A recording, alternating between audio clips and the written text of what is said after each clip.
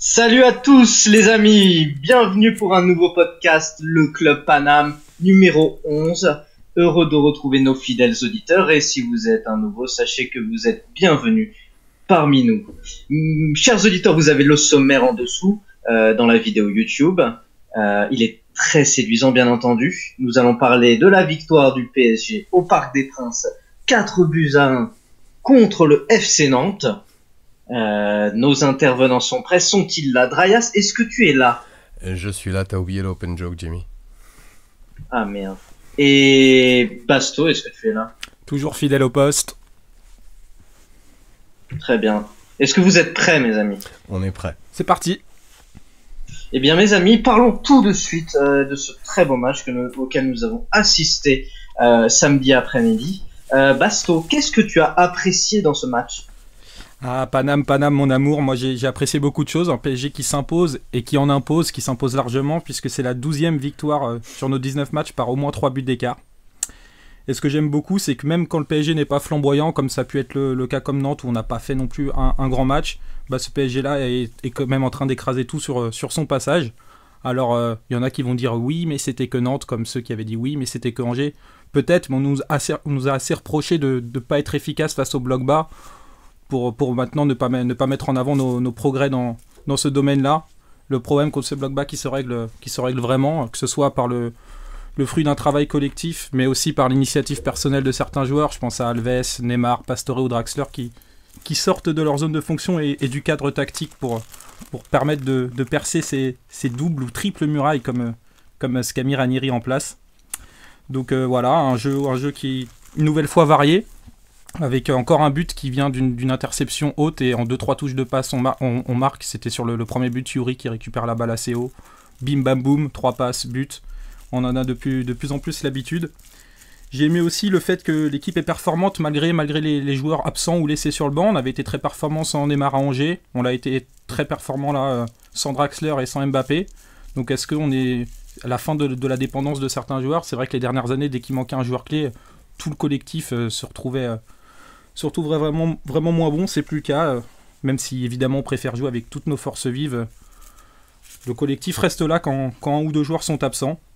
Donc moi j'avais envie de me poser une question. Est-ce que le niveau moyen que Paris semble atteindre a-t-il déjà été aussi haut sous QSI au moins? J'en suis pas sûr, mais il faut que ça continue. Faut regarder un peu plus de matchs pour pouvoir le confirmer, mais vraiment tout est bon. J'ai aussi aimé ce qu'on peut appeler une maîtrise active. C'est même quand on mène, on a de moins en moins tendance à faire tourner la balle et à se reposer. On cherche toujours à attaquer et à avoir un score plus large. J'ai aussi aimé la rotation instaurée par Emery, qui était légère mais efficace, avec trois changements, avec Yuri, Pastore et Di Maria. Et j'ai aussi beaucoup aimé le stade en seconde mi-temps qui chantait Merci Unai, merci Unai. Voilà, ça va peut-être lui faire du bien, lui qui a été beaucoup critiqué. Et donc là, le stade, pour la première fois depuis qu'il est là, qui le remerciait. Merci Basto, un constat très positif. Draias, est-ce que tu partages ce constat? Qu'est-ce que tu as aimé toi dans ce match? Alors, je partage et Basto a utilisé l'argument du bloc bas, enfin de savoir jouer contre les blocs bas, donc je vais pas revenir là-dessus, je vais être peut-être un peu plus spécifique. Moi, ce que j'ai beaucoup aimé dans ce match, c'est la rotation des postes défensifs milieu.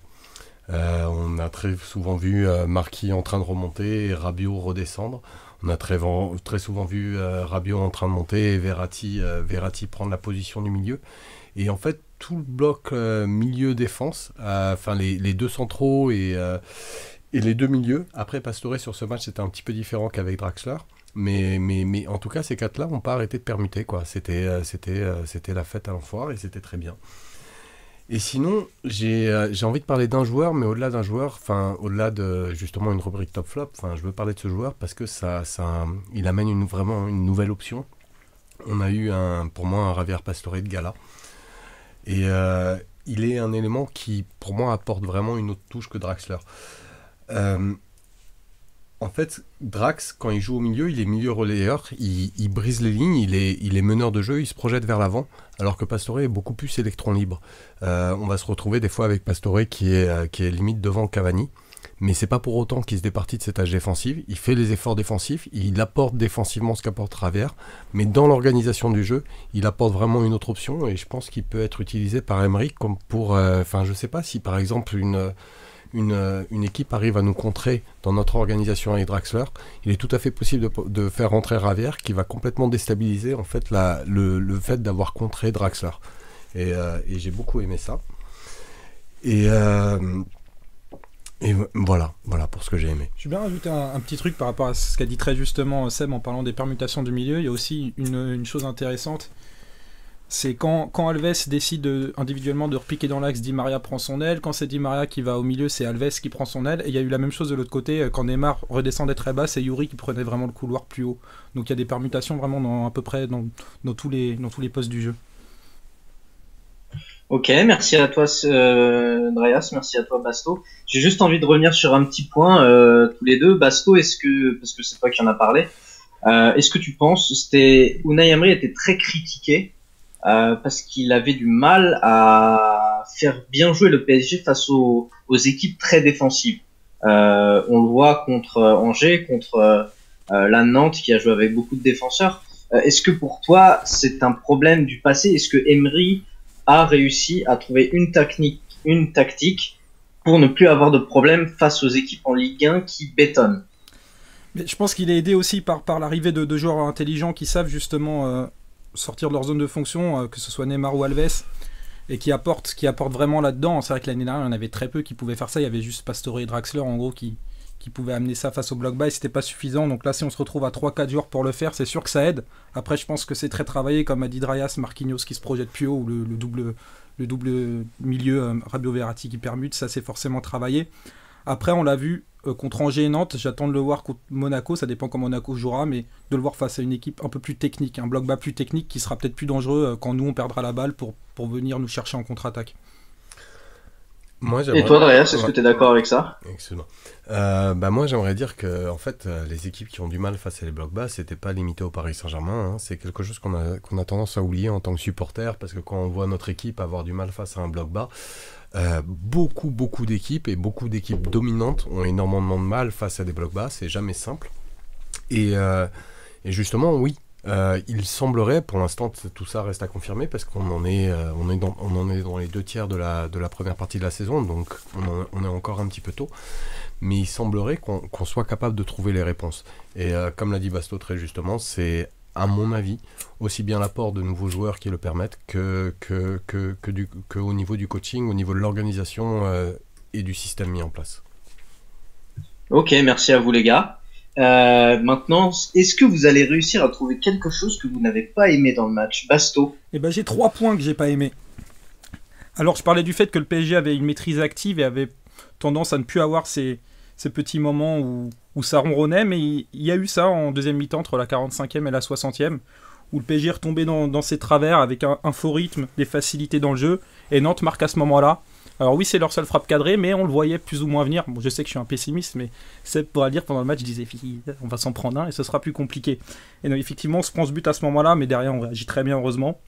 Sinon, j'ai pas aimé la déclaration de Pastore, parce que c'est la première fois qu'il laisse une petite porte ouverte à un départ. Déclaration d'après-match. Déclaration d'après-match, voilà, exactement. Après, je ne lui en veux pas ni à lui ni au club s'il venait à partir, hein, puisque ce serait un crève-cœur, mais après, ce serait une logique des deux côtés. Même si je pense qu'il doit absolument pas partir cet hiver, puisqu'il a une polyvalence dans le jeu. Et vu que je suis statisticien comme toi, Jimmy, j'avais préparé une petite équation pour Pastore pour montrer qu'il ne doit pas partir. C'était valeur marchande incertaine, vu que les clubs ne vont peut-être pas savoir combien mettre sur un joueur souvent blessé. Plus polyvalence, plus chouchou du parc, ça donne Lucas dehors. J'adore. J'ai trouvé le même résultat moi aussi. C'est fou. Voilà, confirmé. Au bac de mathématiques. Parfait. Et j'ai eu 20. Pardon? J'ai eu 20 à la fin. Bravo, pas moi. L'autre chose que j'ai pas aimé, c'est que j'ai suffisamment critiqué les petits coachs français qui venaient mettre des bus. Et Ranieri, même si c'est un grand coach, je vais être cohérent et donc le critiquer. Il vient carrément en 6-3-1. Enfin, il y avait 4 défenseurs et les 2 ailiers étaient des latéraux, donc c'était quasiment en 6-3-1. Et voilà, ça j'ai pas aimé non plus. Alors, j'aimerais mettre 2 bémols par rapport à ce que Basto vient de dire. Pour en émettre un, moi, je trouve que dire que Ranieri est un grand entraîneur, c'est pas comme s'il avait gagné la BPL avec une petite équipe non plus, faut pas abuser. À toi, Dryas. Justement, je voulais revenir entre autres sur ça, mais déjà sur Ravière, enfin c'est aller avec ce que vient de dire, c'est ce que je disais tout à l'heure, c'est que pour moi Ravière offre vraiment une autre option que Draxler au milieu et permettrait de déstabiliser des blocs qui seraient adaptés à Draxler en supposant que ce soit possible, parce que pour l'instant on n'a toujours pas vu un bloc qui suisse adapté au milieu Verratti, Rabiot, Draxler, mais Pastore offre une autre option. Et donc c'est d'autant plus important qu'il reste qu'il est différent. C'est de toute façon Ravière ça a toujours été un joueur différent. Et comme tu le dis si bien, moi aussi je vais revenir sur Ranieri parce que effectivement il est venu dans une disposition défensive, mais par exemple, j'ai jamais vu Montpellier jouer aussi haut que ce que jouait Nantes contre Paris. J'ai jamais vu les autres blocs bas jouer aussi haut contre Paris, et tout simplement parce que Ranieri avait quand même un minimum de tactique dans son organisation, et l'enfermer juste à un bus, c'est le réduire, et c'est injuste. J'aurais dû pas. Juste une petite question pour Dryas. Dryas, est-ce que tu penses que finalement Ranieri avait-il le choix de faire une autre technique face au Paris Saint-Germain? Au vu de la technique de ses joueurs, au vu des capacités footballistiques purement techniques de ses joueurs, non, je pense qu'il a adopté la stratégie parfaite. Après, il y a peut-être eu... on a marqué quand même 2 buts coup sur coup assez rapidement. Donc ça peut changer la lecture du match, mais je pense que non, l'organisation qu'il avait mis en place nous a posé des problèmes au début. Après, je vais revenir dessus quand je vais répondre au pas aimé, mais non, je pense qu'il a eu quand même une bonne organisation Villas-No. Je peux rebondir un peu là-dessus?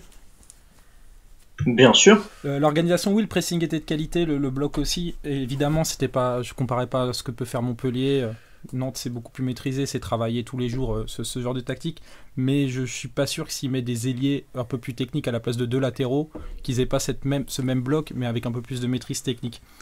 Et quand tu dis qu'on marque 2 buts coup sur coup, ouais, mais dès les premières minutes, tu sens qu'on est déstabilisé, qu'on arrive à étirer le bloc, et on s'est jamais dit ça va finir à 0-0 ce match, comme on a pu se le dire d'autres fois. Mais ça, c'est aussi avec notre évolution propre. Bon, Ok. Bon, mes amis, merci pour cette analyse fine et tranchée du match comme un bon jambon. J'ai pas encore pu dire ce que je n'avais pas aimé personnellement. Ah, j'ai cru que quand tu parlais de Ranieri... Non, c'était une réponse à moi. Vas-y, Dryas, profite de l'opportunité que je t'offre. C'est très gentil à toi, Jimmy, merci beaucoup. Alors, concernant le manque d'investissement que Basto a constaté, moi aussi je l'ai constaté. Ce que je pourrais ajouter juste là-dessus, c'est que la dernière fois qu'on avait vu ça, c'était contre Dijon. En fait, et contre Dijon, c'était aussi un match pré-Ligue des Champions. Et mine de rien, ça s'explique. Pourquoi? Parce que quand t'as un match pré-Ligue des Champions... Et post-trêve.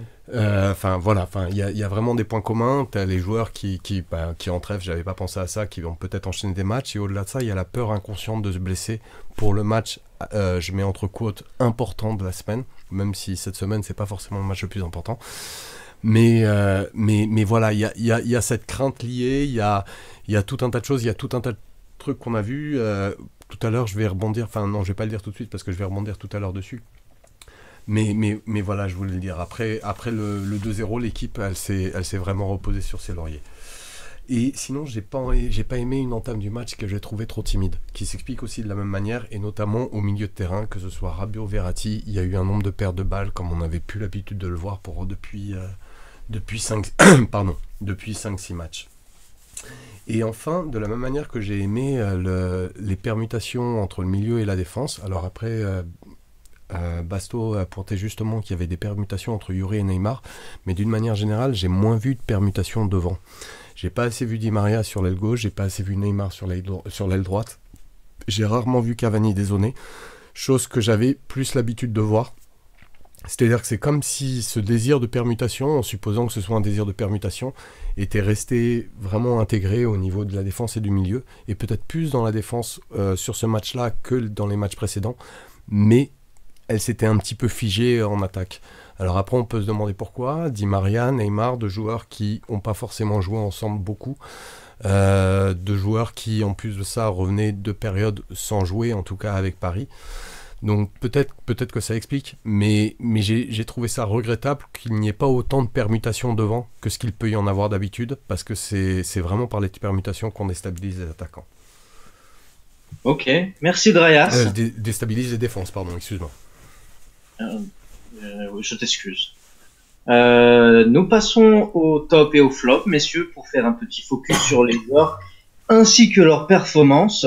Basto, donne-moi tes 3 tops de ce match. Commencer, Darius. Non, vas-y, J'y vais. Mais après, il faudra... Ouais. Bah moi je donne évidemment mon petit Javier. Et s'il nous écoute, et je sais qu'il nous écoute attentivement à chaque podcast, j'ai envie de lui dire, reste encore un peu, fais-nous gagner à Kiev, ensuite tu pourras partir. Non, même pas, reste autant que tu veux. Dans Javier qui, dès les premières minutes, ça a été le joueur le plus dans le ton avec Alves, je trouve. Il s'est imposé comme un des meilleurs dès le début, il n'a pas été diesel pour une fois, avec un déplacement intelligent. Il offrait sans cesse des possibilités, que ce soit dans le cœur du jeu ou en allant un peu sur la gauche, un peu sur la droite. Il a aussi été bon au marquage, on l'a souvent critiqué à ce poste-là, mais là il était bon, il a eu des récupérations importantes, comme sur le second but où il vient récupérer la balle haute et il décale Di Maria qui obtient le corner qui amène au second but. Il est récompensé de son match en étant 3 fois décisif, passe décisif sur le deuxième but comme je viens d'expliquer, en marquant le troisième but parisien. En deuxième top, j'ai mis Cavani, je vais juste dire une stat. Paoletta finissait meilleur buteur de la Ligue 1 en 2007-2008 avec 15 buts. Cavani est déjà à 15 buts en 13 journées. Et mon troisième top, j'hésite, je vais dire Alves. Je vais dire Alves, même s'il est pris 2 fois dans son dos sur les 2 plus grosses occasions nantaises. Le reste du temps, il a été très bien placé. Il a eu des retours tranchants tout au long du match. Et quand, en début de match, comme l'a très bien souligné Seb, Drayas, quand Rabiot et Verratti avaient du mal dans leur relance et pour la conduction basse, c'est Alves qui est venu se recentrer au milieu pour justement permettre la fluidité de cette construction basse. Donc on l'a peu vu sur l'aile sur ce match, mais c'est parce qu'il est venu aider le milieu qui en avait besoin. Merci à toi Basto. Tes 3 tops m'ont fait beaucoup de plaisir. Drayas, à toi de jouer. Bah, les 3 tops qu'a pris Basto, c'est 3 tops que j'aurais pu avoir. Il y en a deux que je dis, mais que ça compte pas du coup. C'est Cavani parce que c'est juste impossible de pas le mettre dans les tops, tout simplement. Il devient même bon dans le jeu. Et oui, non, mais ça fait plusieurs matchs. Ça fait plusieurs matchs, mais il devient... Enfin, il a jamais été bon dans le jeu. C'est juste qu'il devient bon dans les transmissions, dans les, ouais, dans le, voilà. Il n'y a plus ces choses qui. Enfin, mais et sinon, Pastore. Enfin, tout le monde connaît mon amour pour Javier. Il a trouvé à se chanter sur ce match. Mais sinon, en top, je vais nommer du coup Rabiot à partir de la 30e minute. Pourquoi ? Parce que on a retrouvé le Rabiot qui offre des alternatives au milieu, servant, temporisant quand il le faut. Toujours un positionnement sans ballot que je trouve excellent. Car il y a des gens qui vont reprocher à Rabiot de ne pas se jeter au niveau du pressing, comme par exemple Marco Verratti le fait et le fait très bien. Mais justement, moi je trouve qu'il coupe systématiquement les angles de passe, il est toujours placé là où il y a un trou, et quand il y va, c'est tout con, mais il se loupe rarement. N'oublions pas quand on reproche à Rabiot de ne pas faire le pressing, que c'est un des joueurs avec le taux de récupération parmi les plus élevés de l'équipe. Voilà. Enfin, pour me différencier, j'ai envie de mettre un petit accent sur Marquis. Marquis qui a fait des montées, c'était pas forcément dans ses habitudes avant. J'ai beaucoup apprécié, surtout que c'est très intelligemment compensé par l'équipe, comme je le disais avant, sur les rotations entre la défense et le milieu, avec Rabiot qui défendait. J'ai rarement vu à ce point Rabiot en position de défenseur central, et il l'a fait sans rechigner. Et ça a permis à Marquis d'assurer quelques montées et d'apporter un surnom mine de rien au milieu. Parce que le temps que Rabiot redescende, Rabiot était au milieu, donc Marquis se retrouve au milieu, il y a un surnom qui se crée, et ça permet des possibilités pour amener le ballon vers l'avant. Merci Drayas. Et merci à toi Basto pour ces tops. Maintenant on va passer au flop. Tu donnes pas de top toi ? Ah moi, ouais, est-ce que vous m'autorisez ? Bah évidemment. Je sais pas, et t'as été sage aujourd'hui ? Il a même pondu un article pour notre blog Le Club Paname que je vous invite tous à lire. Donc t'as été sage avec ton article. On te laisse. Mais globalement, cette année, j'ai été un très bon garçon. C'est bien, t'auras beaucoup de cadeaux à Noël. J'espère bien. Du coup, moi, je vais pas forcément rajouter... ça va pas être forcément des gros tops, mais je vais juste te dire que Verratti revient à un bon niveau, qu'il me plaît bien en ce moment. Je le trouve beau. Donc voilà, je voulais le souligner. Je sais pas, j'ai l'impression qu'il croit de nouveau au projet et qu'il est prêt à donner de sa personne. Et contrairement à Drayas, ça fumait un peu moins pour être meilleur sur le terrain. C'est ce que je pense. Et j'ai aussi envie de parler de Yuri. C'est vrai que d'habitude, on place souvent les latérales gauche, les latéraux gauche du PSG en flop avec Kurzawa. Yuri, j'ai pas envie de le mettre en flop. Je trouve qu'il a fait un plutôt bon match. Je trouve que c'est une vraie alternative. Je trouve qu'un peu le problème, c'est qu'on a deux numéros 2 et pas de vrai numéro 1. Mais aujourd'hui, si je devais en choisir un, je pense que mon cœur balancerait un peu plus vers Yuri qui se défonce que Kurzawa qui nous fait chute quand on le critique, à juste raison. Voilà. Du coup, on va passer au flop. Merci de m'avoir laissé faire mes tops. Basto, est-ce que tu as 3 flops dans ce match? Est-ce qu'on peut commencer par moi juste pour alterner? Parce que pour l'instant, on commence par Basto, si ça t'ennuie pas, juste alterner un petit peu en fait. Alors, de la même manière que je mettais en top Rabiot, je vais mettre Rabiot en flop. Parce que Rabiot, alors encore une fois, ça s'explique pour partie. Mais avant la 30e, c'est 2 passes très mal assurées, dont une très très dangereuse. Et d'une manière générale, un jeu avec ballon qui a été très loin de ses standards. Il s'est rattrapé par la suite, mais les 30 premières minutes ont été les plus mauvaises depuis un petit moment que j'avais vu de lui. Et à sa décharge, on peut dire qu'il couvrait les montées de Marquis, mais ça suffit pas pour l'expliquer. Et à mon avis, ça s'explique plus par rapport à la problématique match de Ligue des Champions. Et ensuite de ça, pour te faire plaisir, je vais mettre en flop Jimmy Verratti. Non et si c'est sorti du cœur ça. et si même si je suis conscient qu'il a lui des circonstances encore plus atténuantes que les autres, match pré-Ligue des Champions, trêve internationale, élimination de l'Italie, ça fait beaucoup mine de rien, ça fait beaucoup pour un joueur, mais j'ai trouvé un Verratti très nerveux, avec beaucoup d'approximation, beaucoup moins de vitesse dans les transmissions. Il a retrouvé certains défauts de trop garder la balle. Il a mieux fini, mais voilà, j'insiste vraiment, je le mets en flop, mais et encore c'est un flop relatif parce que d'une manière générale, de toute façon, quand tu gagnes 4-1 et alors qu'on joue pas très bien, mais on joue quand même relativement bien, c'est difficile de nommer des flops, donc ce sont des flops très relatifs, et pour Verratti, j'y vois un contexte très particulier avec notamment l'élimination de l'Italie. D'accord, Dreyas, juste pour te prévenir, ça marche, c'est bon pour ce podcast, je t'en tiens pas rigueur, mais si tu continues de mettre Verratti dans les flops... T'inquiète pas, je vais réagir. Non, mais juste pour le prévenir, Dreyas, si tu continues à mettre Verratti dans les flops, tu risques d'être retrouvé suicidé de 2 balles dans le dos. Je dis ça comme ça. On n'aura plus d'enregistrement pour le podcast, hein.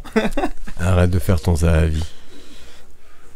Très bien, merci Dreyas, hein. J'en ai la larme à l'œil de tes flops, mais je suis obligé d'accepter, je t'aime comme tu es, tel McDonald. Basto, tes 3 flops si tu en as. Mais moi, Seb sait qu'il va réagir ensuite à mon flop, donc je vais réagir déjà au sien. Je suis globalement plutôt, même totalement d'accord avec ce qu'il a dit sur Rabiot, même si dans les 30 premières minutes, il permettait aussi la tenue du bloc avec nombreuses récupérations, mais c'est pas suffisant. Aujourd'hui au PSG, il faut être bon avec. Du jeu avec ballon. Et sans ballon. Je parlais du jeu avec ballon. Mais c'est pour ça que je te rejoins, il faut être bon avec et sans ballon aujourd'hui dans le PSG actuel. On peut pas se contenter de seulement être bon dans une des deux parties. Et sur Verratti, je suis pas d'accord. Alors là, pas d'accord du tout, même si la première demi-heure aussi a été compliquée. Moi, j'ai retrouvé justement un Verratti qui, avec des remontées de balles en dribblant, avec ce qui nous faisait plus dernièrement. Il a aussi tenu le rythme du match en aérant plusieurs fois le jeu avec des transversales efficaces, et il s'est projeté continuellement aussi vers l'attaque. Je vais répondre à ta réponse. Je vais répondre à ta réponse. Quand je mets Verratti en flop, c'est très relatif. Et je fais juste un constat. Tu vois, contrairement à toi, Jimmy, enfin, je pense que toi aussi d'ailleurs, moi j'ai pas le sentiment d'avoir retrouvé Verratti contre Nantes. Ça fait plusieurs matchs que j'ai le sentiment d'avoir retrouvé Verratti, et j'avais retrouvé un Verratti flamboyant. Ça fait un petit moment que je me dis qu'il a arrêté de fumer, pour reprendre sur le thème que tu avais lancé. Et c'est juste que sur ce match, je l'ai trouvé un petit peu plus lent, un petit peu plus empâté, un petit peu plus. Et voilà, mais c'est de l'ordre du un petit peu plus. J'ai compris que c'était relatif, mais le mien aussi est relatif, et je sais que tu vas y réagir, donc je me permettais de le faire. Et puis c'était aussi pour pas frustrer Jimmy, qui ne se casse pas du podcast en plein milieu, si moi aussi je le mettais dans les flops. Non mais d'ailleurs, Basto, comme t'as mis Verratti, comme t'as répondu à Andreas pour défendre Verratti, tu m'enverras ton numéro tu m'enverras ton RIP. Bien sûr. Tu recevras un petit cadeau sous peu. Tu m'offriras le chocolat pastoré de ton calendrier. Voilà. Donc moi mon flop, c'est Di Maria. Et pareil, c'est un flop relatif. Et à ce rythme-là, c'est moi qui vais devoir t'envoyer mon rib. Non, je crois qu'il est d'accord avec moi sur ce match sur Di Maria, malheureusement. Qui a essayé de se montrer, Di Maria, qui a été intelligent, comme je l'ai dit, avec Alves, c'est-à-dire que quand il se recentrait, c'est Alves qui allait à droite, quand c'est Alves qui se recentrait, c'est Di Maria qui proposait sur l'aile, donc ça a été bien fait. Mais malgré une volonté de se montrer, il a été soit peu trouvé, soit peu en vue. Dans les 20 premières minutes, il y avait cette stat, 20 premières minutes de jeu, 8 ballons touchés, 0 tir, 0 centre, 0 dernière passe, qui amène une occasion. Je trouve qu'il faisait souvent les mauvais choix avec le déchet qu'on connaît à Di Maria. Et donc sans être mauvais, je trouve qu'il est très loin de pouvoir inverser la situation comme Draxler a pu le faire quand il a eu sa chance. Donc j'ai envie de dire, en résumé, c'était un match Di Mariesque. Alors, si je peux me permettre de réagir au flop de Basto. Rapidement, Andreas. Il y a un truc qui est tout bête, c'est un des attaquants qui faisait le plus d'efforts défensifs. Et vraiment, on l'a vu faire des retours dans les, de 50 mètres dans les pieds nantais, alors Cavani en est coutumier, mais en l'occurrence Di Maria, on a pu se faire sur ce match. Donc moi j'ai apprécié ses efforts défensifs. Et si il a été brouillon, et là-dessus je te rejoins, il a toujours eu la volonté de jouer vers l'avant dès la première minute, même quand l'équipe bégayait un petit peu son football. Di Maria, lui, cherchait en permanence à jouer vers l'avant. Et cette volonté, elle était toujours avec une volonté de combiner. C'est-à-dire pas du tout comme un autre joueur du Paris Saint-Germain qui s'appelle Lucas. Donc à partir de là, je ne le mettrai pas du tout en top sur ce match. Il a des défauts, mais il apporte aussi. Et je trouve un point très important quand on parle de Di Maria et qu'on n'aborde pas assez, c'est que Di Maria, bon, si on parle pas de Lucas, on parle pas de Lucas. Di Maria est notre seul vrai droitier de l'effectif, et à ce titre-là, il a carrément sa carte à jouer d'ici la fin de la saison. Ok, merci Drayas. Je vais vous balancer mes flops aussi. Moi, j'ai envie de donner Neymar, moi, en flop. Vous en avez pas parlé, mais je trouve que Neymar a fait un match un peu moins bon que ses compatriotes. Lui qui est resté en France pour jouer avec le Brésil, je l'ai trouvé un peu en dessous. J'aime beaucoup Neymar, hein, c'est mon chouchou, mais je l'ai trouvé un peu en dessous. Il a raté pas mal de dribbles. Voilà, j'aime beaucoup le voir tenter, mais j'aime aussi le voir réussir. Je me fais pas de soucis pour lui, hein. Je pense que dès mercredi soir en Ligue des Champions, il va tout défoncer. Et en autre flop, je vais mettre Di Maria, moi aussi. Di Maria, c'est un joueur que je voulais beaucoup au Paris Saint-Germain. J'ai prié Dieu, j'allais à l'église pour que Di Maria vienne. Et pour moi, Di Maria, c'est un peu la meuf habillée qui est super belle, et puis une fois déshabillée chez toi, t'es un peu déçu, voilà. Et pour moi, c'est ça, Di Maria. Il a fait une bonne saison chez nous, puis après, il a été catastrophique la saison dernière. Et cette saison, c'est un peu mieux, mais je le sens sur le départ. Je vois pas comment il peut rester. Donc voilà, je pense que le PSG va se faire un chèque sur lui. Je sais pas si Emery le fait jouer pour ça, pour qu'il se montre un peu. Donc on verra bien. Mais très triste. Alors, juste sur Di Maria, je pense comme toi qu'il va partir. Je pense comme toi qu'il va partir en fin de saison. Mais au-delà de ça, le maudis pas trop vite, parce que c'est pas impossible qu'au mois de février-mars, tu sois bien content qu'il soit là, à mon avis. Moi, j'ai envie de dire Inch'Allah. Moi, juste un mot sur Neymar par rapport à ce que tu as dit. Vas-y, très vite. J'ai voulu le mettre en flop aussi, puis j'ai revu le match, et en fait non, parce qu'il a eu un rôle un peu frustrant, c'est qu'il a dû redescendre vraiment très bas lui aussi pour aider les milieux, et du coup il s'est un peu sacrifié, c'est qu'on l'a vu très rarement dans le jeu haut comme il a l'habitude de le faire, mais c'était pour le bien de l'équipe. Oui, d'ailleurs, on dit que Neymar ne s'entend pas bien avec Emery, mais il a l'air de faire exactement ce que Emery veut sur le terrain. Donc c'est assez intéressant. Oui, et d'ailleurs, Neymar était sur le flanc gauche et a laissé un peu le centre à Pastore. Je pense que c'est une prise d'initiation individuelle pour le coup. Et sur ce sujet, sur ce que tu dis, j'ai une réponse, mais elle viendra plus tard, donc je la garde pour plus tard. Ok, merci pour ce teasing. J'en bave d'avance. Donc merci messieurs pour ces 3 tops et ces 3 flops. Merci pour votre analyse sur ce match. On va passer à la rubrique gros plan. Aujourd'hui, je vous propose un gros plan sur le PSG et les perspectives d'ici fin décembre.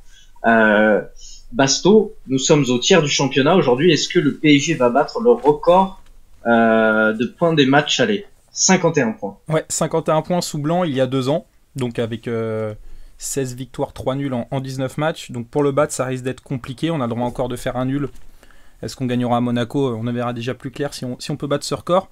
Mais au-delà du record de points, je vais noter la différence de des adversaires, c'est qu'il y a 2 ans, quand on bat ce record, le deuxième à la 19e journée, donc à la 19e journée, donc à la trêve, est deuxième avec 32 points, alors que là, au bout de 13 journées, le deuxième a déjà 29 points, le troisième 26 points, le quatrième 25 points, donc ça avance beaucoup plus vite derrière. Je vais aussi noter que nos victoires sont apparemment plus grosses, puisqu'on est déjà inscrit 43 buts en 13 journées, alors que quand on bat ce record, on en avait 48, mais au bout de 19 journées.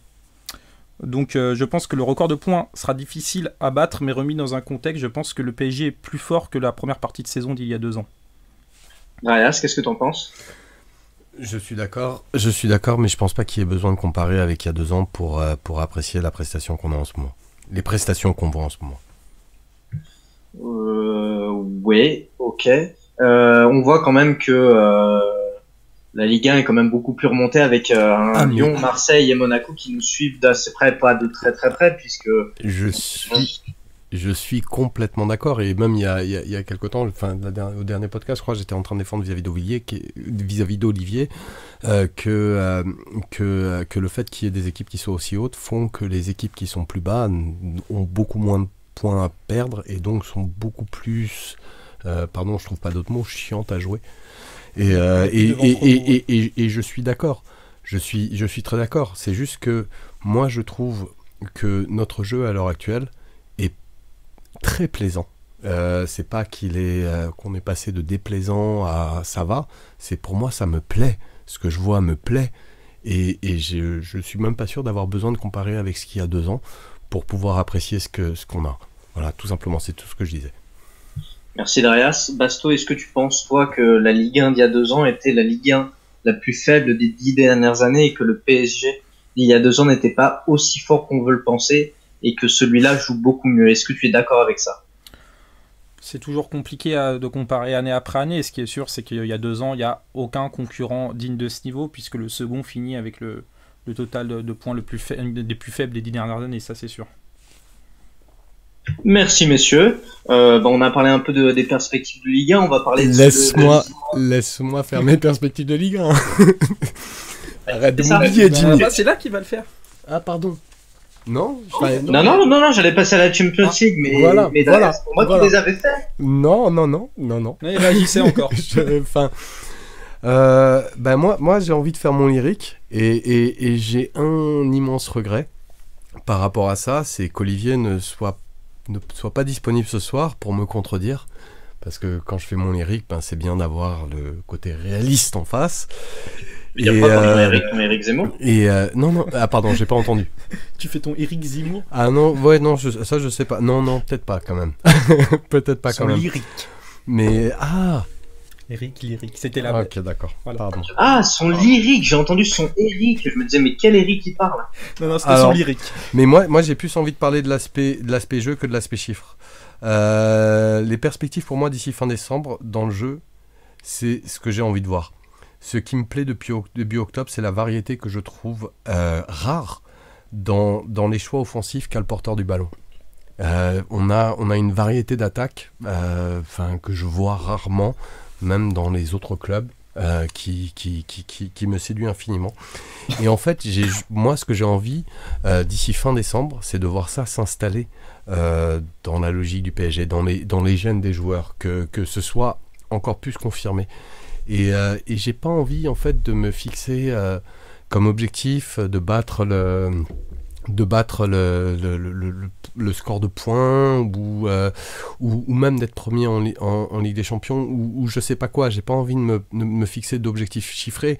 J'ai envie que cette manière de jouer s'installe, perdure et devienne quasiment automatique. Pour moi, c'est ce qui est vraiment important. Après, on peut pas parler de fin décembre, bien sûr, sans nommer l'ASM et le Bayern. L'ASM, on va en parler après.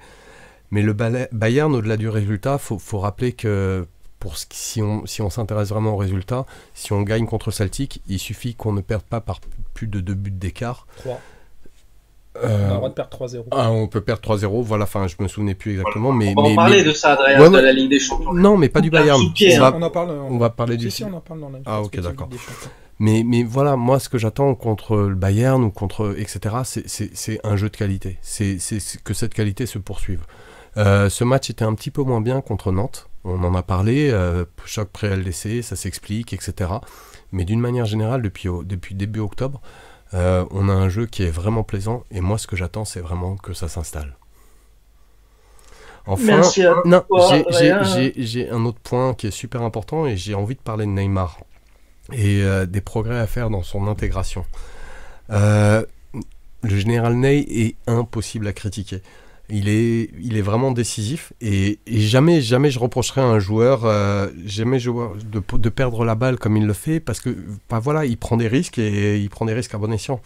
Mais j'ai le sentiment qu'il n'a pas encore, tu sais, c'est comme si il avait son niveau, il jouait son football, mais il n'a pas encore complètement trouvé sa place au sein du Paris Saint-Germain, il n'a pas encore trouvé sa place au PSG.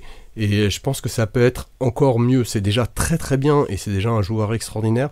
Mais je pense que ça peut être encore mieux. Et pour moi, ça doit vraiment être, à partir de maintenant, ça doit être, à mes yeux, ça doit vraiment être le dossier prioritaire d'Emery. C'est comment intégrer en fait encore plus Neymar. Ça ne veut pas dire centrer autour de Neymar. Ça veut dire faire que Neymar fasse encore plus partie de l'équipe. Et voilà. Voilà moi ce que je souhaite d'ici fin décembre. Merci à toi, Drayas. On va parler de Ligue des Champions. Il nous reste 2 matchs. Est-ce que le PSG va terminer invaincu? Je rappelle que pour finir premier de leur poule, ils doivent ne pas perdre ou faire match nul contre le Celtic et en même temps si le Bayern gagne leur match et ne pas perdre contre le Bayern par plus de 3 buts d'écart. Basto, est-ce que tu penses que c'est possible de ne pas finir premier de cette poule-là? Ne pas finir premier, ça m'étonnerait. Je pense qu'on a déjà eu notre dose l'année dernière avec la remontada. Je pense que les joueurs le savent maintenant et qu'il y aura moins de crainte que l'année dernière et Munich ne sera pas non plus autant la fleur au fusil puisqu'ils seront déjà qualifiés. Donc c'est un contexte différent. Donc je nous vois très mal ne pas finir premier. Par contre, est-ce qu'on peut perdre à Munich? Ça, c'est une crainte que j'ai et je pense que ça peut être notre première défaite puisque Munich voudra corriger l'affront. Maintenant, moi, ce que j'espère, c'est qu'on marque les esprits contre Munich. Et qu'on marque vraiment les esprits en faisant enfin un gros match avec le résultat au bout à l'extérieur, ce qui a été très rarement fait sous QSI, où des gros matchs vraiment maîtrisés de bout en bout à l'extérieur, on a peut-être eu, c'est même pas des gros matchs, il y a eu le 5-1 à Marseille, est-ce qu'on peut appeler ça un gros adversaire? Et il y a eu le 3-0 sous blanc à Monaco, mais c'est Monaco qui finit avec 60 points. Donc ce serait bien de vraiment marquer enfin les esprits face à une équipe qui est vraiment un ogre. Donc c'est ça que j'attends, c'est... Voilà. Il faut montrer maintenant qu'on est là, et pour montrer qu'on est encore plus haut que ce que l'on pense aujourd'hui. Merci Basto pour cet optimiste en Ligue des Champions. Drayas, est-ce que tu partages cet optimisme? En fait, moi, enfin, le fait est qu'on est qualifié. Après, si on termine premier, tant mieux. Quoique, avec notre chance au tirage, enfin, je sais pas si vous avez remarqué le nombre de déclarations qu'il y a de joueurs du Real récemment, le nombre de trucs, enfin, et notre chat légendaire au tirage. Tu mets les deux ensemble. On aura le match retour à domicile. J'ai l'impression que finir premier, c'est jouer le Real. Donc voilà. J'ai cette impression aussi, Drayas. En soi, on l'a tous. en soi, finir premier, finir deuxième, finir premier, tant mieux, etc. Moi, la chose que je ne veux pas voir contre le Bayern, et il va y avoir, alors ça va pas du tout être pareil, mais il va y avoir quelque chose d'une manière plus légère, plus aérienne, mais quelque chose du 8 mars. Il va y avoir une idée de, comme disait Basto, le Bayern va vouloir montrer que, etc. Il va y avoir ce truc. Moi, ce que je ne veux pas, c'est voir ne serait-ce que l'ombre du 8 mars. C'est-à-dire que je veux voir des joueurs qui sont concernés, qui sont capables de performer indépendamment des circonstances, indépendamment des changements.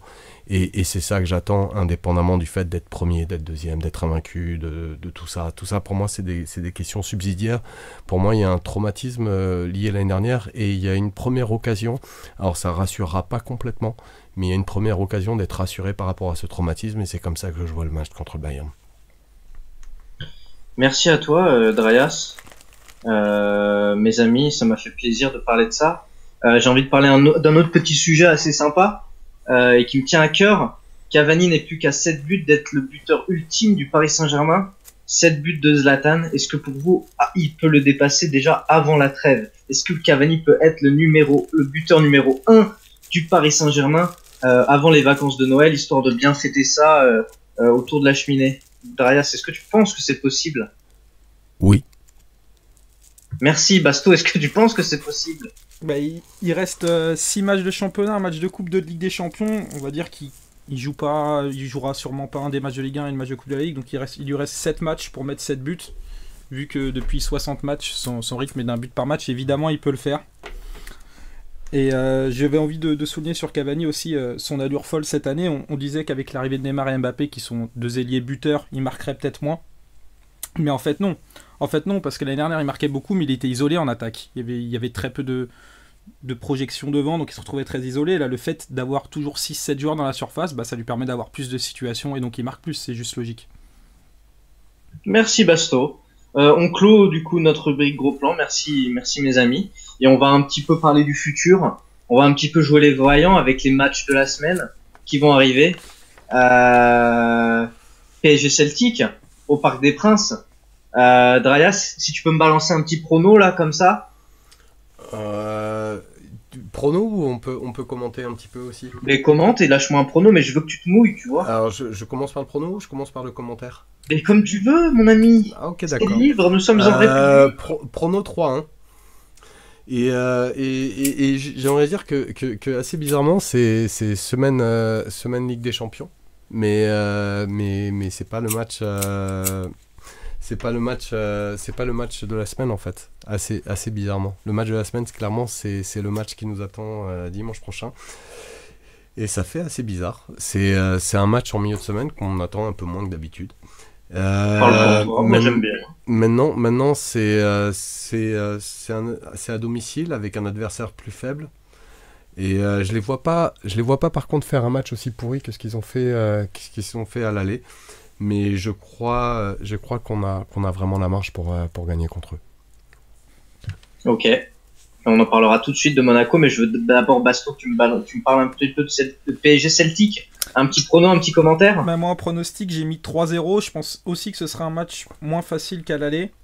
Après, il faut vraiment pas se foirer comme contre Ludogorets l'année dernière. Là, il n'y a pas à sourciller, il faut gagner. Et je pense qu'on va le faire sans trop de détails. Et j'ai envie de parler de cette déclat de Lustig, le joueur de Celtic, qui a réagi cette semaine par rapport au match aller, où on disait que le Celtic n'avait pas forcément joué son jeu, n'avait pas pressé. Lui a dit, on s'est assis à la fin du match, on s'est tous regardés dans le vestiaire, on s'est dit, que s'est-il passé? On a essayé de jouer notre jeu, on a essayé de presser, mais c'était impossible. Toutes les sorties de balles étaient de qualité en face, ils étaient tous injouables. Voilà. Injouables, j'adore ce mot. Et c'est vrai qu'on partage un peu ça. Du coup, merci Basto. Du coup, 3-1 pour toi, Drayas, 3-0 pour toi, Basto. Et pour toi, on verra qui a raison. Oh, moi, je mets un petit 4-0.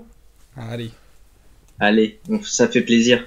Et du coup, on parle, peut-être oui, comme Drayas a dit, un petit peu le paroxysme que d'habitude on attend tous le match de Ligue des Champions et pas celui de Ligue 1. Et peut-être que cette semaine, un petit match Monaco-PSG à Louis II, c'est une petite affiche qui fait plaisir, sachant qu'on sait que le stade Louis II, c'est pas vraiment un stade qui nous réussit. Drayas, est-ce que pour toi il faut craindre ce rendez-vous? Oui. Et au-delà, au niveau des stats, alors moi je me suis concentré au niveau des stats depuis 96. On a gagné 3 fois depuis 1996. On a perdu 10 fois sur 19 confrontations. Donc si on résume les quelques années précédentes, on a perdu l'année dernière, on a fait nul la précédente, fait extrêmement rare, on a gagné en 2015 et on avait fait nul l'année d'avant. On voit que sous pavillon qatari, l'ASM n'est pas franchement une terre d'accueil, quoi. C'est aussi le champion en titre. Ils voudront pas se laisser décrocher si facilement. Et au-delà, il y a la situation en Ligue des Champions de l'ASM qui est à prendre en compte. L'ASM peut encore se qualifier. Il gagne 2 fois, Porto perd. Porto perd ses 2 matchs et eux, ils gagnent 2 fois. A priori, ils sont qualifiés. Mais c'est très peu probable et je pense pas qu'une équipe comme ça, qui avec le parcours qu'ils ont eu l'année dernière en Ligue des Champions, sont vraiment motivés par l'UEFA. Donc je les vois pas forcément faire une course longue en Europe et je serais pas surpris qu'à l'heure actuelle ils soient déjà en train de se dire que le championnat est peut-être la priorité et ils voudront marquer un coup. Il y a de l'orgueil, il y a de l'ambition dedans, donc ils sont vraiment pas à prendre à la légère et j'aimerais vraiment pas qu'on fasse le même match que contre Marseille parce qu'il y a moyen, même s'il n'y a pas de public, qu'on soit attendu de la même manière. Merci à toi Drayas et toi Basto, qu'est-ce que tu en penses? Pour aller encore plus loin de la stat de Drayas, merci à Yvan pour me l'avoir donné. Depuis que le PSG, depuis la création du PSG, c'est 4 victoires en 41 matchs à Monaco.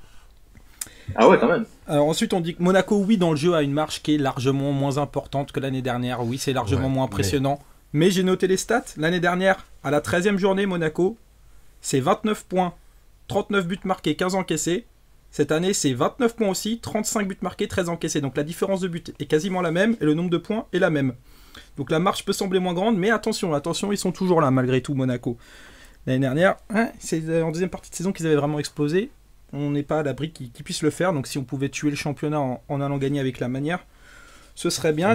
Et puis ça ne tuerait pas en plus. 9 points, ça commencerait à être confortable. Oui, c'est confortable, mais ça tue pas. Du coup, c'est la question que je voulais vous poser, Darius. Est-ce que toi, tu penses que laisse finir, si on arrive à s'imposer à Louis II, est-ce que tu penses que le championnat est terminé? On y répond après, on l'a juste fini. Ouais, je voulais finir mon truc par rapport à ce match contre Monaco. Pour moi, c'était 2 points qui permettaient d'être confirmés. C'est que Monaco, on a toujours du mal à savoir comment ils vont jouer contre nous.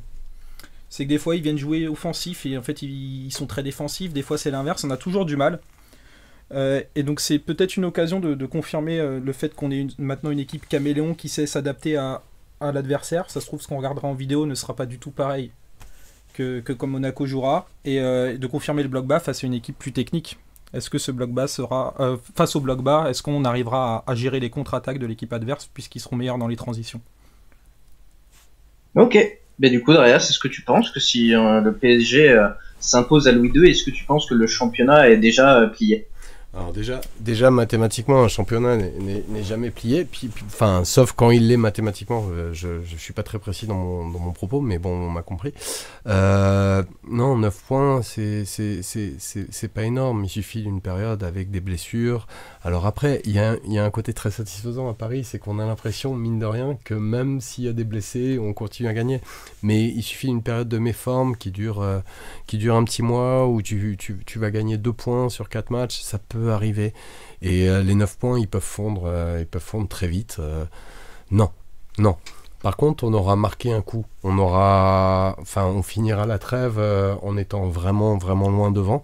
Et ça aussi, c'est un piège qui pourra nous arriver. Hein. La presse qui sera, oui, de toute façon, tout est déjoué, etc., et on pourra se reposer. Mais je fais confiance à Emery pour cette dimension-là. En tout cas, en Ligue 1, en Ligue des Champions, c'est plus discutable. Mais voilà, non, rien n'est plié. On n'en est qu'au début du championnat, on n'aura fait que la moitié, et si on a 9 points d'avance, on n'a que 9 points d'avance. Ok. Basto, est-ce que tu partages cet avis? Oui, même si je pense qu'avec 9 points, ce sera plus ou moins plié, mais il faut toujours faire attention, effectivement. Ok. Eh ben, merci, messieurs. Ça m'a fait plaisir de vous entendre parler un petit peu de ce qui va se passer cette semaine. Un petit prono, Darius, sur le match à Monaco? Je vois c'est à la maison. C'est à Monaco. Non, c'est à Monaco. Je vois un 2-1. Un 1-2, pardon. 1-2. Basto? Je sais pas, je sens pas ce genre de match. Je vais dire, j'hésite entre 1-1 ou 2-1. Je sens bien encore une petite égalisation monégasque à la 93e comme ils ont dans l'habitude, mais j'ai quand même été optimiste, je vais dire 2-1 aussi. Ok, et bien moi je vais dire 3-1 pour nous. C'est toi l'optimiste de la soirée. Ouais. Du coup, on passe à votre rubrique préférée, la rubrique européenne. Ah, vous en ronronnez déjà, je vous entends. Ah. On a un ronronnement pour 100, mais c'est pas grave. C'était un ronronnement Eco Plus. Alors, je vous ai sélectionné quelques matchs, vous m'en parlez vite fait en une phrase ou un mot si possible. Est-ce que vous êtes prêts, mes amis? Prêt.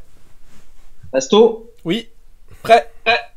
Valence qui gagne 2-0 à l'Espagnol Barcelone. Valence qui se rapproche du FC Barcelone. Basto. En plus, en ayant tourné, en ayant mis quelques joueurs clés sur le banc, et ça semble s'affirmer comme le concurrent, le seul concurrent de Barcelone cette année, même s'il ne faut pas enterrer le Real. Arias. Gonzalo Guedes Qui était sur le banc. Ah merde. Bah c'est pas grave, Gonzalo Guedes quand même. Très bien, Dreyas, merci à toi. Basto, la Juve qui perd 3-2 à la Sampdoria. Et bah la Juve semble perdre le titre petit à petit face à l'ogre napolitain, mais là on peut pas reprocher à Matuidi qui est rentré à 3-0, donc quand il rentre le match, ils ont failli relancer le match. Dreyas. Cool. Ok. La Le très grand Arsenal d'Arsène Wenger qui s'impose 2-0 contre le petit Tottenham qui a un entraîneur très faible qui s'appelle Pochettino. Drayas. What the fuck. Basto. Ça lui apprendra à mettre Sissoko. Manchester City qui s'impose 2-0 contre l'ancienne équipe de Ranieri, Leicester. Manchester City qui dans le championnat qui est supposé être le plus disputé est l'équipe qui a le plus de points d'avance. Manchester City, Basto. Je vous invite tous, si vous ne l'avez pas vu, à voir le premier but de City contre Leicester, qui est le résumé du jeu de City cette saison. Il est absolument exceptionnel. Drayas. Hâte de mettre une fessée à City en demi. Moi aussi, bien parlé. Manchester United qui voit Pogba et Zlatan et Rojo revenir et qui s'impose 4-1 contre le Newcastle de Benitez. Drayas. Ne jamais enterrer un... Comment il s'appelle déjà le coach de United ? Mourinho. Ne jamais enterrer un Mourinho. C'est chiant, mais ça reste. Un Mourinho parce qu'il en existe plusieurs. On m'aurait menti. Non. Enfin, celui-là en tout cas. Mais il est casse-couille, mais il continue d'exister malgré tout. Bastorigno. Je m'en fous totalement. Ok, super. Merci à toi, Basto. De rien, avec plaisir. Ainsi se termine ce podcast. Bonne soirée à vous. L'Atlético Madrid contre le Real Madrid 0-0 dans le derby madrilène. Fred Hermel avait dit si le Real ne gagne pas à l'Atlético, la Liga est terminée pour eux. Basto. Je pense que c'est terminé. On a vu un Atlético complètement caricatural dans son jeu et une attaque du Real complètement catastrophique cette saison avec un Benzema de plus en plus décrié. Et Ronaldo qui ne marque plus beaucoup. Il ne marque plus, ouais. Drayas. Je vais être obligé, je voulais faire une réponse courte, mais à cause du commentaire de Basto, je vais être obligé. Benzema, faut se calmer sur les critiques. Il peut pas être le seul responsable du jeu du Real. Et sinon, ma réponse courte, ça a été Hermel Porcin à parler. Merci. Naples qui gagne contre le Milan chez eux 2-1. Basto. Sarri. Rien. Je ne peux que faire la même, j'aime Sarri. Oui, j'aime ta voix comme ça. Tu peux nous ça me faire fait quelque chose dans mon nombril. Le Bayern Munich, notre concurrent en Ligue des Champions, qui s'impose 3-0 contre Augsburg. Est-ce que ça revient ? Est-ce que Lewandowski, qui marque un doublé, revient aussi, Drayas ? Dans le jeu, j'ai pas vu tous les matchs, mais j'en ai vu un. Dans le jeu, c'est pas encore. C'est pas encore le Bayern de Heinkens il y a 2-3 ans. Enfin, un petit peu plus d'ailleurs, mais... C'est peut-être pas le Heinkens il y a 2-3 ans, mais c'est un sans faute depuis qu'il est là, que des victoires. Ok. Eh bien, ainsi s'achève la rubrique européenne. Et puis je pense qu'on l'a achevé surtout. Ouais, vous m'avez fatigué ce soir, mes amis. Vous étiez un peu fou. Vous étiez que deux, mais les deux plus durs à tenir. Ainsi s'achève ce podcast. J'oublie souvent de le faire, mais je vous invite à aller sur le blog leclubpanam.blogspot.fr ou .cz si vous habitez à Prague comme moi. Vous pouvez notamment y retrouver 3 articles qui parlent du coach ou futur coach du PSG par Yvan, Olivier M et Basto, ainsi que mon premier article qui parle du mercato à venir du Paris Saint-Germain. J'espère que vous nous ferez des retours et que ça vous plaira. En attendant, merci de nous avoir écoutés pour ce podcast. J'ai du mal, hein. Pour ce podcast, désolé. Braias, merci d'avoir participé. Merci à toi, Jimmy, c'était bien cool.